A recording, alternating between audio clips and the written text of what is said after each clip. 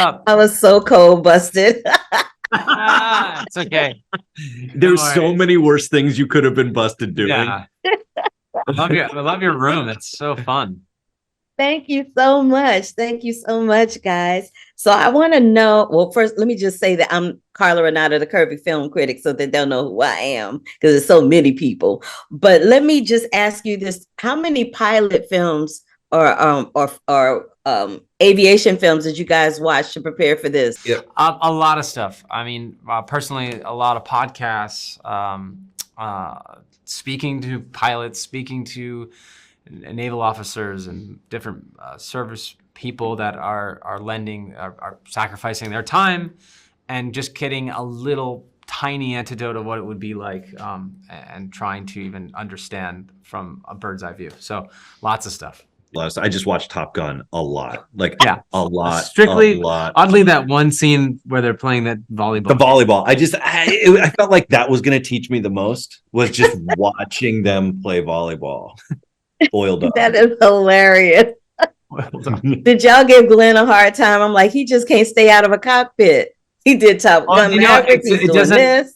We did, but I think at the time, it's just stories that he's, I did this movie, I did the new Top Gun, and then you cut to biggest movie of the year, and you're like, that's a little different. It was. I mean, now there's more to you think about. He's so humble about it. He's such a humble, gracious, sweet guy that he would just sort of offhandedly mention oh, when I was doing this, or when I, in this moment we were blah blah blah, and we'd all just sort of listen to it. And now it's like the biggest movie, and so we hit him harder now than we ever did on set. Definitely. Yeah. And we actually don't even need to. Most interviews start with Glenn, so you're now. Yeah, no. This is strictly your category, huh? Yeah. Most of the press takes care of that for us. Yeah. That is pure comedy. I just want to share this with you leading into this next question. My dad was in the Marine Corps, and I performed for the USO on aircraft carriers in the middle of the Indian Ocean. Wow. So this film hit very different for me than it will for most people. But having said that, having been on that journey, what has this journey been for you guys inhabiting these men?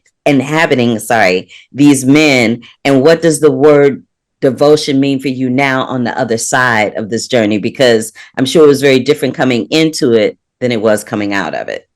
Wow. Well, first off, thank you to your father for sacrificing time, and also you lending him to the world, to the U.S.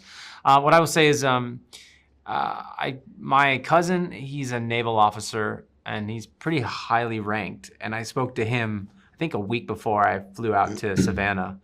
We had a long conversation, and the biggest thing, the takeaway was just the time and the sacrifice and the willingness to just put any personal life aside. This is it, this is everything. And it's just mind-boggling and honoring. And so I think devotion, that is the highest level, to just devote everything you are to something else. And so I think being on set, meeting the families, talking to different people, that just getting kind of an understanding. I think we all have a really special place in our heart for this film and this project, and I'm really glad that you shared that. This is amazing. I'm blown away. It's cool.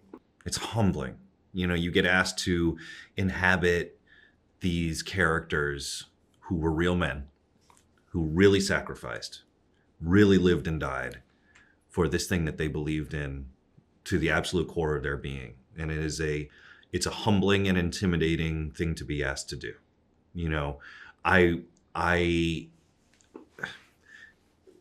When Adam Makos, who wrote the book, saw a screening of it, he contacted me because I hadn't seen the movie yet. He reached out to me and he was like, I'm stepping into the screening. Do you want me to tell you what I think? And I was like, listen, I don't care. The only thing I care about, and I just need you to answer me this question: do you think the Savoli family will be proud of the work that I did? That's all I care about.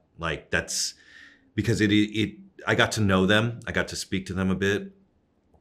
And as much as it helped in the preparation for the character, it added so much importance to wanting to achieve the best that I could achieve with this film. And, you know, coming out the other side of being part of telling this story, I agree completely with what Joe said, that watching, even from a great distance of time, the sacrifice of not only everything they are, but everything they will be, could be, the willingness to sacrifice your whole life for your brothers and your sisters in combat is, you stand in awe of that kind of dedication and that kind of love. And then this story by itself, I think, is just the absolute pinnacle of that.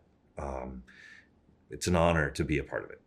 Well, I stand in awe of your performances. Thank you so much for sharing them. And thank you for giving me your time today. I really appreciate Thank it. you. Thank you. Thank you for Appreciate taking it. the time. Bye. Bye now.